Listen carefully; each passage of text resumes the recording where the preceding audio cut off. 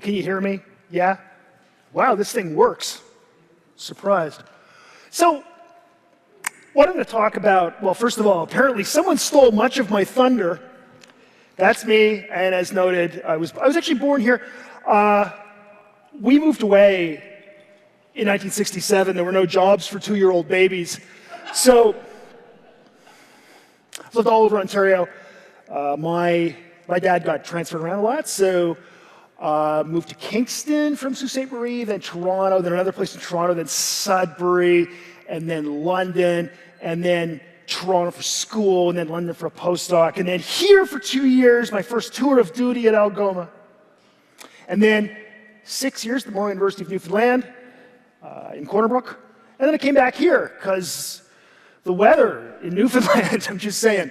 I went into psychology for the same reason that everyone goes into psychology, which is to help people. And I ended up just studying memory in birds. I've often said that I'm not curing cancer. So I noted, there's my degrees. That seems fast. All my experiments worked. That's called dumb luck.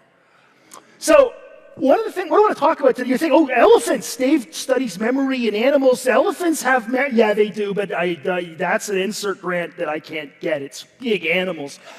But there's a bit of an elephant in the room if you look at me. In fact, there's maybe an elephant with albinism in the room. So anybody, thank you. Some of these are jokes. White elephant, nothing? Nobody? Some of them are jokes. Apparently not. How about now? Right, so that's me and my younger brother Dan. That's 1969, so I guess I'm 4 there and Dan's 2. By the way, that's my Juno Award-winning Grammy-nominated younger brother Dan. My brother's a record producer. He engineered he won the Juno for engineering the Dolores O'Riordan album, No Baggage, and he was nominated for a Grammy along with the other people who made the final Cranberries album, and he wrote a couple of songs on that album.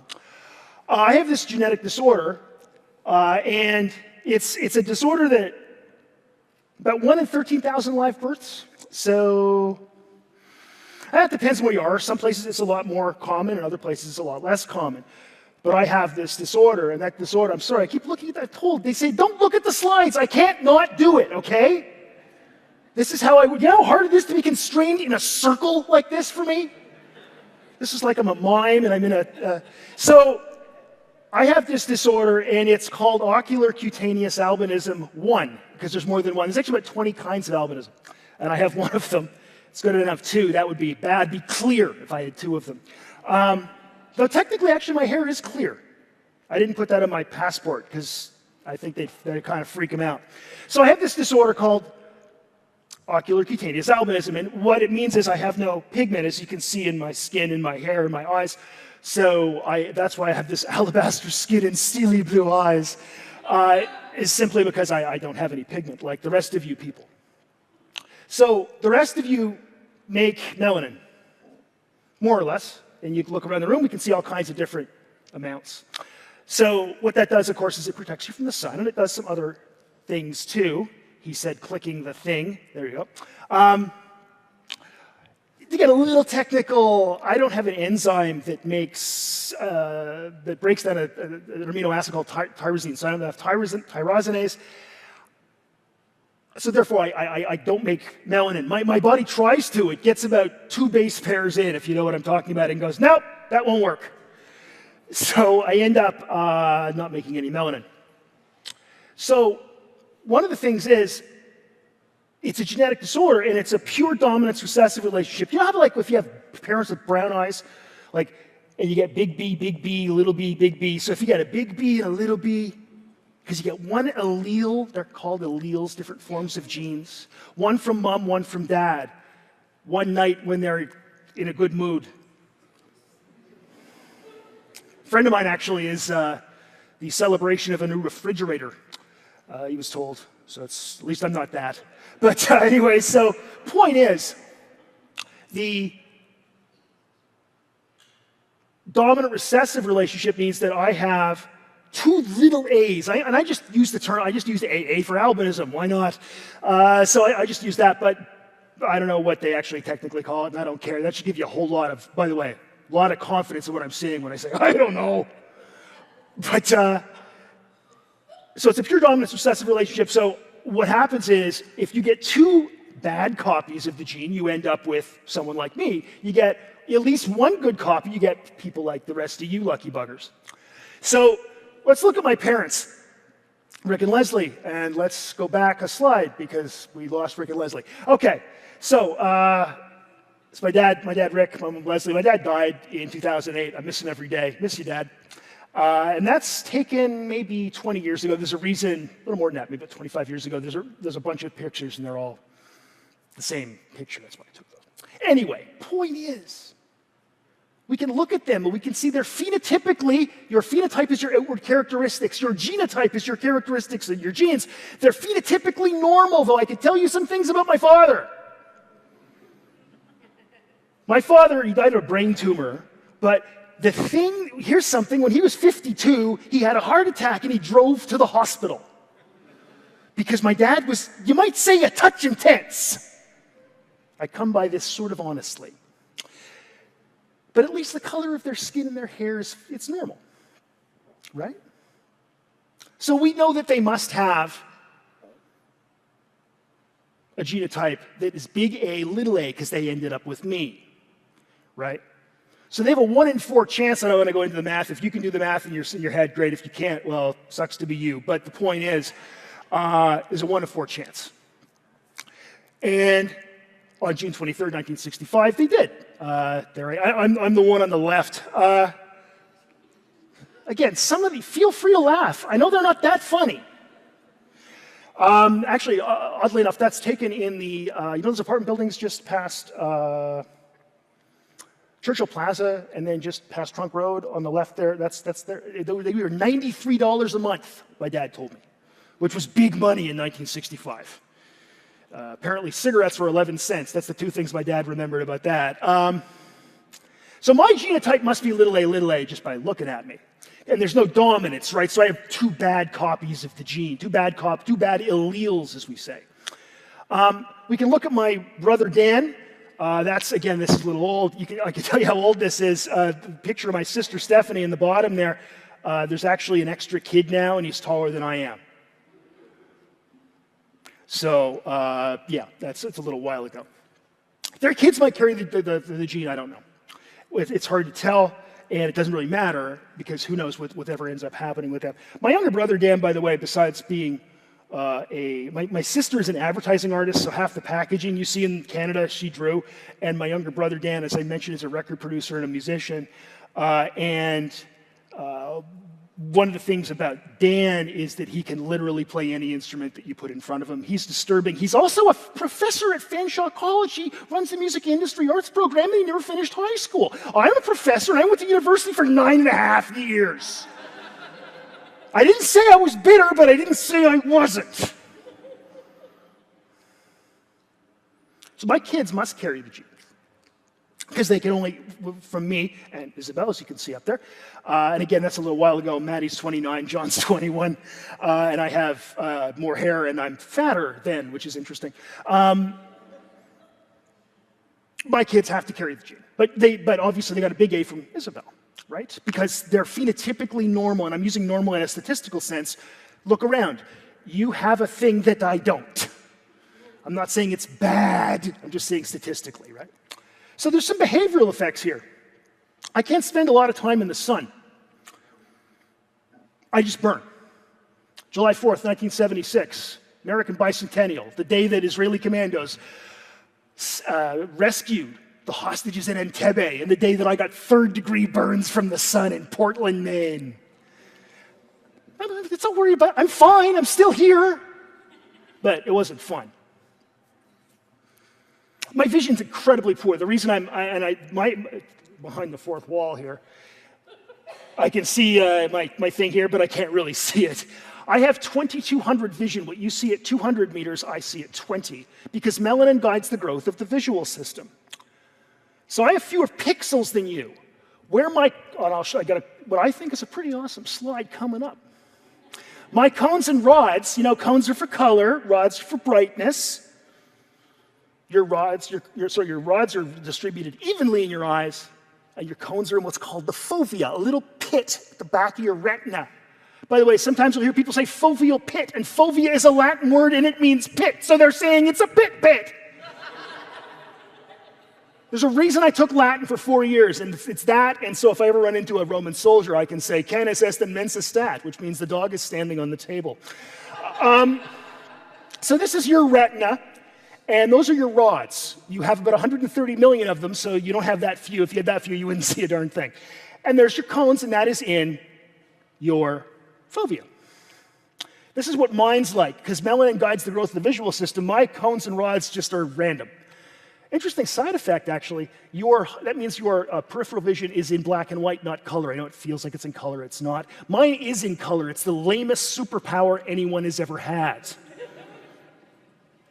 What color is that over there? Don't look at it. Have Brodbeck just look straight ahead. He'll tell you purple. So when you see an image, right there, that's a hockey game. That's from the 2021 Stanley Cup playoffs, Montreal playing Toronto. You can see it goes over all these pixels. You're going to see a lot. I don't see as much, right? So I just don't have the definition that you have, right? Also, Toronto was up 3-1 and they lost. So the other thing I don't have is I don't have three-dimensional vision. So everything's flat. It's like a TV show, like what you think is a TV show.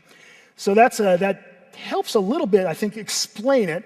What happens then is that the convergence of your eyes, as they focus on something, there are cells in the back of your brain, right back here, that detect how different those angles are. Mine don't work. Mine are taken up with sarcasm and hockey statistics. So I can't drive a car because of a single gene. I'm not very good at baseball. And that's a joke, obviously. Well, or is it? But I had to read as a kid a lot because there was a lot of things I couldn't do. Though my parents were great this way. My parents always said they would let me try things. So I ride a bike, and I ride a bike a lot still. And you might say, aren't you blind, Dave? And I'd say, yep. But when the woman from the CNIV, the Canadian National Institute for the Blind, came by to sign me up in 1970, I was 5 years old, and she talked to my folks, and my dad gave her my birthday, which was wrong, because my dad always thought I had my brother's birthday anyway. I should be getting a birthday card from them soon, because it's my brother's birthday in a few days. Anyway, she said, oh, now I'd like to meet your son. And my dad said, well, he's out riding his bike. And she said, he can't ride a bike. And my dad said, well, there he goes. So, why am I telling you all this? It's a good question, right? So, I'm blind. And I don't mind the word blind. I think it's a perfectly fine. Other people use different words, it's fine. I'm not big on legally blind. We don't say people are legally diabetic. I think he's just legally, like you see somebody in a wheelchair, that guy legally, his legs don't work. No, don't do that. So I have no problem with the word blind.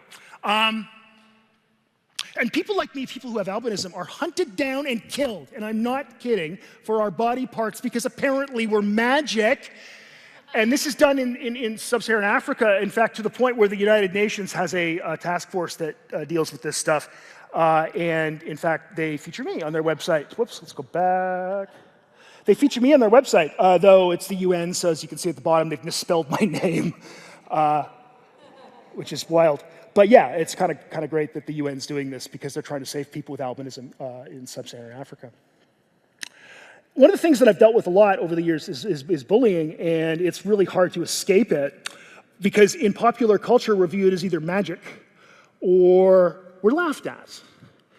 The movie The Heat is a great example here. In the movie The Heat, this character here looks kind of like me, right? And he's actually made fun of for his appearance by Melissa McCarthy, who wrote this movie. And if I ever meet Ms. McCarthy, she will get a very large piece of my mind, making fun of it. And first you see, it says he's saying it's a genetic disorder. That's great. It's true. Also, that actor does not have albinism. And I find that a little annoying because this actor, sometimes actors do. when you click the thing, and sometimes they come up. This character on Superstore actually which is a wonderful little show, and he actually has albinism, and it's kind of cool that he just is a character and no one makes fun of him or anything, though it is mentioned by his character that the doctor even made fun of him when he was born. And I'm not doing this for you to feel sad for me. I'm pretty confident with who I am. I just want you to remember things like that. And so I thought I'd cover up the jerk from the heat with somebody who actually is a working actor and stand-up comedian. What do I want? I want you to know that some disabilities are not easy to see. Most people don't even know. I remember in Newfoundland, I went down to HR. There's a long story, I'm not going to get into it, but I said, oh, can you put a thing in my file that I'm blind? And they went, what? I said, oh yeah, I'm blind, eh? And then I was on every freaking committee. We need a DEI. Okay, so hey, HR people, or whatever we call them, people and culture, or spoons and forks, whatever we call them, I am not blind.